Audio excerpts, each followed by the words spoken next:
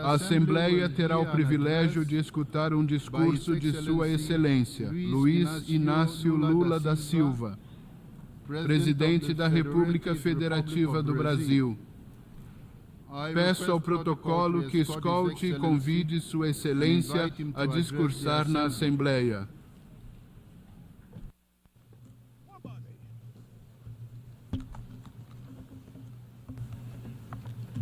Meus cumprimentos ao presidente da Assembleia Geral, Filemon Yang, e também quero saudar o secretário-geral, Antônio Guterres, e cada um dos chefes de Estado e de governo e delegados e delegadas aqui presentes. Dirijo-me, em particular, à delegação palestina que integra pela primeira vez essa sessão de abertura, mesmo que ainda na condição de membro observador.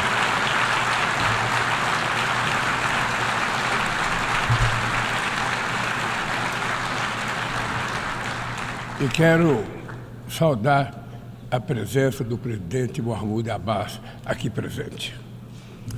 Senhoras e senhores, adotamos ontem, aqui neste mesmo plenário, o Pacto para o Futuro. Sua difícil aprovação demonstra o enfraquecimento de nossa capacidade coletiva de negociação e de diálogo. Seu alcance limitado também é a expressão do paradoxo do nosso tempo.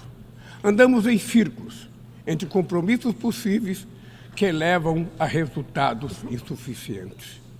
Nem mesmo com a tragédia da Covid-19 fomos capazes de nos unir em torno de um tratado sobre pandemias na Organização Mundial da Saúde.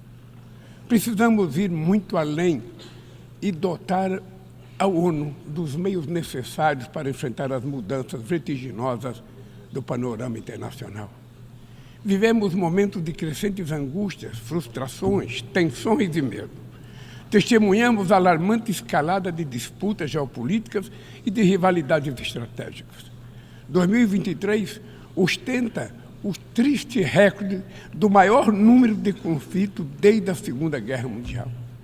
Os gastos militares globais cresceram pelo 9º ano consecutivo e atingiram 2 trilhões e 400 bilhões de dólares. Mais de 90 bilhões de dólares foram mobilizados com arsenais nucleares. Estes recursos poderiam ter sido utilizados para combater a fome e enfrentar a mudança do clima. O que se vê é o aumento das capacidades bélicas. O uso da força, sem amparo no direito internacional, está se tornando a regra. Presenciamos 2 conflitos simultâneos com potencial de se tornarem confrontos generalizados. Na Ucrânia, é com pesar que vemos a guerra se estender sem perspectiva de paz. O Brasil condenou de maneira firme a invasão do território ucraniano. Já está claro que nenhuma das partes conseguirá atingir todos os seus objetivos pela via militar. O recurso a armamento cada vez mais destrutivos traz à memória os tempos mais sombrios do confronto estéril da Guerra Fria. Criar condições para a retomada do diálogo direto entre as partes é crucial neste momento. Esta é a mensagem do entendimento de 6 pontos que China e Brasil oferecem para que se instale um processo de diálogo e o fim das hostilidades. Em Gaza e na Cisjordânia, assistimos a uma das maiores crises humanitárias da história recente e que agora se expande perigosamente para o Líbano. O que começou como ação terrorista de fanáticos contra civis israelenses inocentes tornou-se uma punição coletiva de todo o povo palestino. São mais de 40 mil vítimas fatais, em sua maioria mulheres e crianças. O direito de defesa transformou-se no direito de vingança, que impede um acordo para a liberação de reféns e adia o cessar-fogo. Conflitos esquecidos no Sudão e no Iêmen impõem sofrimento atroz a quase 30 milhões de pessoas. Este ano, o número dos que necessitam de ajuda humanitária no mundo chegará a 300 milhões de pessoas. Em tempos de crescente polarização, Expressões como desglobalização se tornaram corriqueiras. Mas é impossível desplanetizar nossa vida em comum. Estamos condenados à interdependência da mudança climática. O planeta já não espera para cobrar da próxima geração e está farto de acordos climáticos que não são cumpridos. Está cansado de meta de redução de emissão de carbono negligenciadas do auxílio financeiro aos países pobres que nunca chega. O negacionismo sucumbe ante as evidências do aquecimento global. 2024 caminha para ser o ano mais quente da história moderna. Furacões no Caribe, tufões na Ásia, secas e inundações na África e chuvas torrenciais na Europa deixam um rastro de morte e de destruição. No sul do Brasil, tivemos a maior enchente desde 1941. A Amazônia está atravessando a pior estiagem em 45 anos. Incêndios florestais se alastraram pelo país e já devoraram 5 milhões de hectares apenas no mês de agosto. O meu governo não terceiriza a responsabilidade e nem abdica da sua soberania. Já fizemos muito, mas sabemos que é preciso fazer muito mais. Além de enfrentar os desafios da crise climática, lutamos contra quem lucra com a degradação ambiental. Não transigiremos com litígios ambientais, com o garimpo ilegal e com o crime organizado. Reduzimos o desmatamento na Amazônia em 50% no último ano e vamos erradicá-lo até 2030. Não é mais admissível pensar em soluções para as florestas tropicais sem ouvir os povos indígenas, comunidades tradicionais e todos aqueles que vivem nelas. Nossa visão de desenvolvimento sustentável está alicerçada no potencial da bioeconomia. O Brasil sediará a COP30 em 2025, convicto de que o multilateralismo é o único caminho para superar a urgência climática. Nossa contribuição nacionalmente determinada, o NDC, será apresentada ainda este ano, em linha com o objetivo de limitar o aumento da temperatura do planeta a 1,5 graus. O Brasil desponta como celeiro de oportunidade neste mundo revolucionado pela transição energética. Somos hoje um dos países com a matriz energética mais limpa do mundo. 90% da nossa eletricidade provém de fontes renováveis, como a biomassa, a hidrelétrica, a solar e a eólica. Fizemos opção pelos biocombustíveis há 50 anos, muito antes que a discussão sobre energias alternativas ganhasse tração. Estamos na vanguarda em outros nichos importantes, como o da produção do hidrogênio verde. É hora de enfrentar o debate sobre o ritmo lento da descarbonização do planeta e trabalhar por uma economia menos dependente de combustíveis fósseis. Senhor presidente, na América Latina vive-se desde 2014 uma segunda década perdida. O crescimento médio da região nesse período foi de apenas 0,9%, metade do verificado na década perdida de 1980. Essa combinação de baixo crescimento e altos níveis de desigualdade resulta em efeitos nefastos sobre a paisagem política. Tragada por disputas muitas vezes alheias à região, nossa vocação de cooperação e entendimento se fragiliza.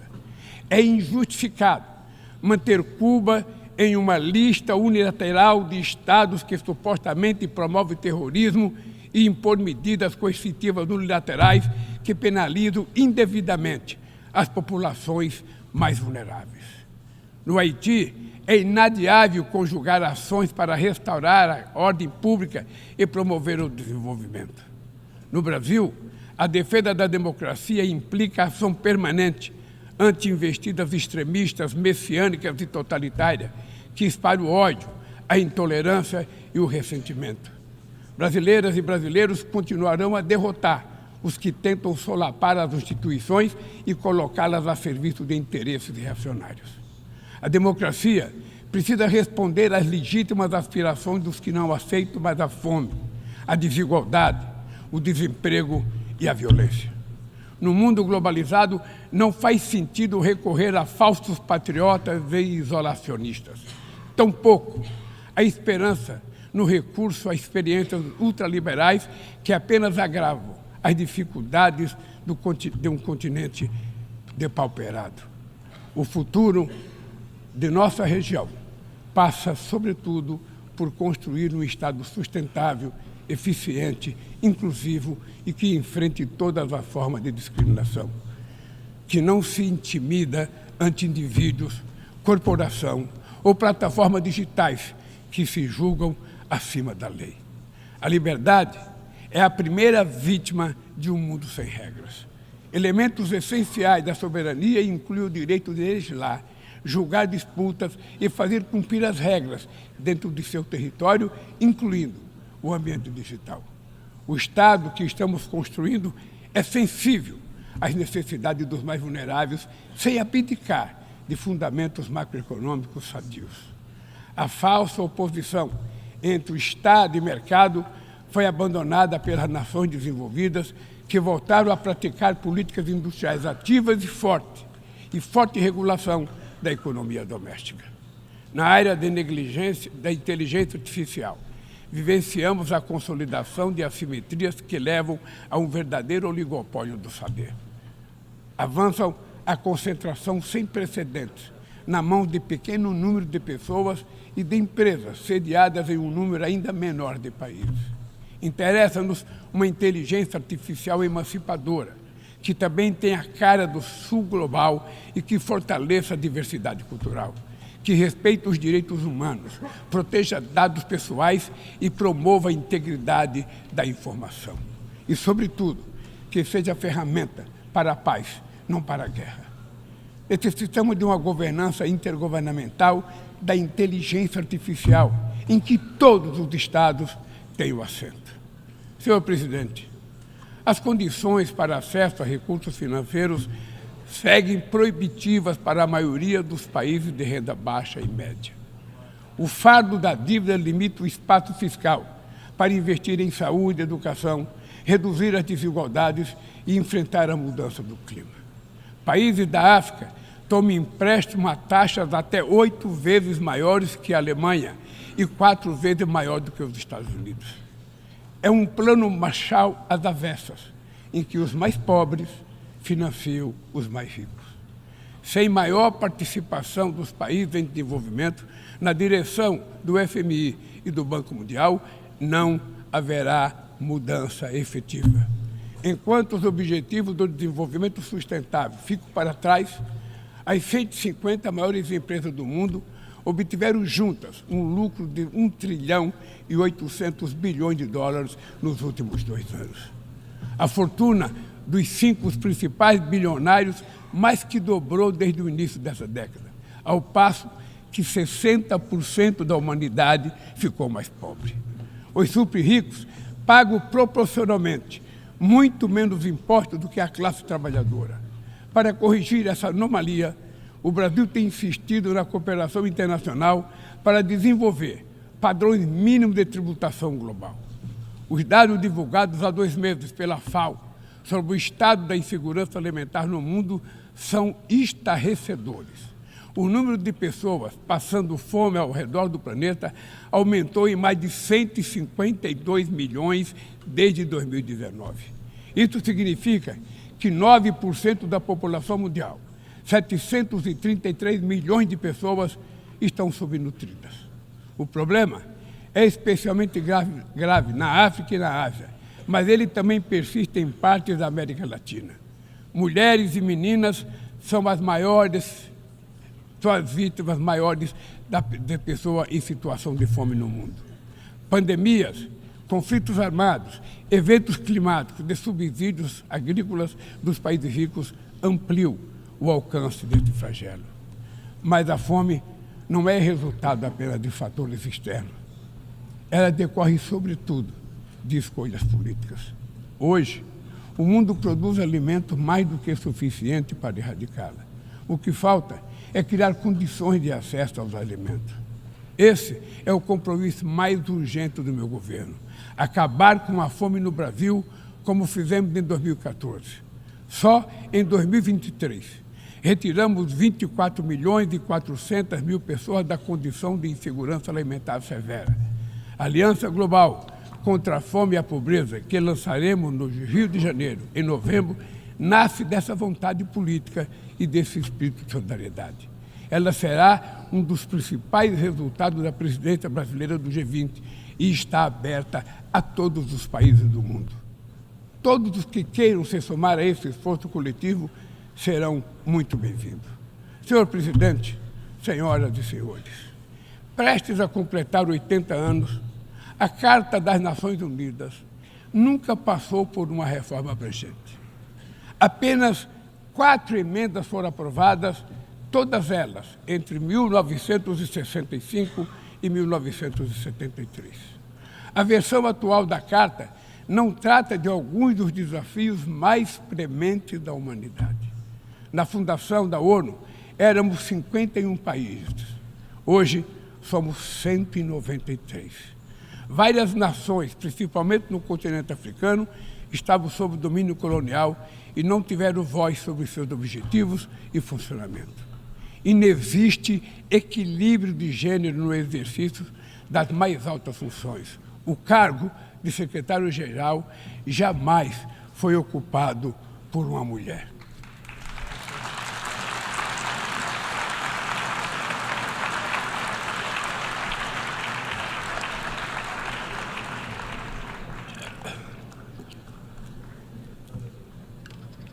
Estamos chegando ao final do primeiro quarto do século XXI, com as Nações Unidas cada vez mais esvaziadas e paralisadas. É hora de reagir com vigor a essa situação, restituindo à organização as prerrogativas que decorrem da sua condição de Fórum Universal. Não bastam ajustes pontuais. Precisamos contemplar uma ampla revisão da Carta. Sua reforma deve compreender os seguintes objetivos: a transformação do Conselho Econômico e Social no principal fórum para o tratamento do desenvolvimento sustentável e do combate à mudança climática, com capacidade real de inspirar as instituições financeiras. A revitalização do papel da Assembleia Geral, inclusive em temas de paz e segurança internacionais. O fortalecimento da Comissão de Consolidação da Paz. A reforma do Conselho de Segurança, com foco em sua composição, método de trabalho, direito de veto, de modo a torná-la mais eficaz e representativa das realidades contemporâneas. A exclusão da América Latina e da África de assentos permanentes no Conselho de Segurança é um eco inaceitável de práticas de dominação do passado colonial. Vamos promover essa discussão de forma transparente.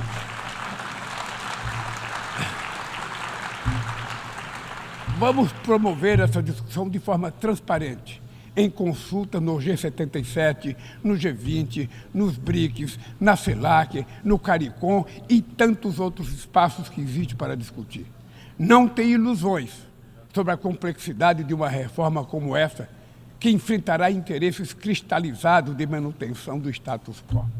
Exigirá enorme esforço de negociação, mas essa é a nossa responsabilidade.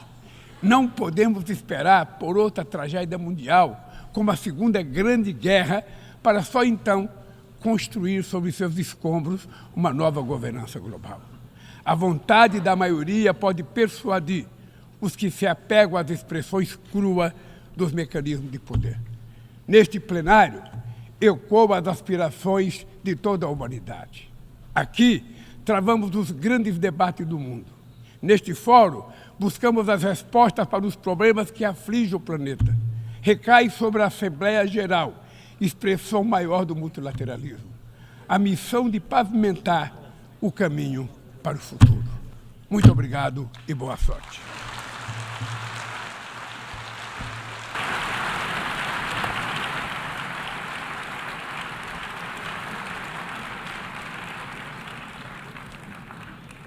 On behalf of the Assembly, I wish to thank the President of the Federative Republic of Brazil,